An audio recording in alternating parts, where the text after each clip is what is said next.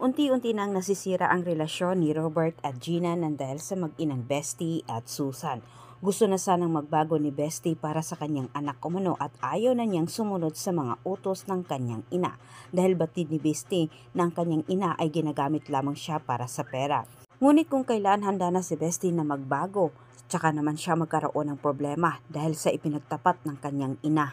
Napilitan itong si Susan na ipagtapat kay Bestie ang totoo para mahawakan pa rin niya ito sa leeg at hindi siya pagtabuyan. Nagpang isinumbat ni Susan kay Bestie anya dahil umano sa kanyang ginawa kaya't sila'y nanatili naman muli ngayon sa mansyon. Laking tampal ang katotohanan na sinabi ni Susan sa kay Bestie, ngunit kailangan pa rin niyang panindigan ang pinaniwala nila kay Robert. Natakot man itong si Bestie na matuklasan ni Robert ang katotohanan dahil sa kangkungan naman muli sila pagtatabuyan at sa pagkakataong ito ay hindi na siya mapapatawad. Pero kampante naman itong si Susan na walang matuklasan umano itong si Robert at Gina dahil malinis umano ang kanyang pagkatrabaho at higit sa lahat wala umanong nakakita sa kanyang ginagawa.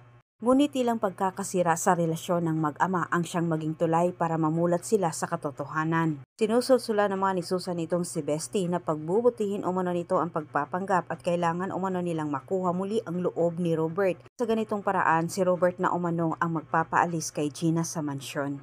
Mangyayari lamang umano na paalisin ni Robert itong si Gina sa mansyon kung itong si Gerald ay bumalik at makipagbalikan si Gina.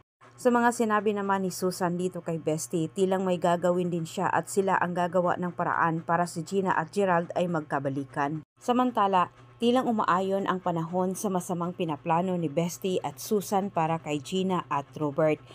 Ginusto ni Gina na makipaghiwalay dito kay Gerald pero dahil sa nangyari, malaking utang na loob niya kay Gerald ang buhay nilang dalawa ni Mandy. Handa na sana si Gina patawarin itong si Gerald at bigyan ito ng pagkakataon ayusin ang kanilang relasyon pero hadlang itong si Robert. Natakot din itong si Gina na baka sa kanyang gagawin magkasira sila ni Robert at binigyan din niya ng pagkakataon itong si Bestie na maging parte sa buhay ng kanyang ama.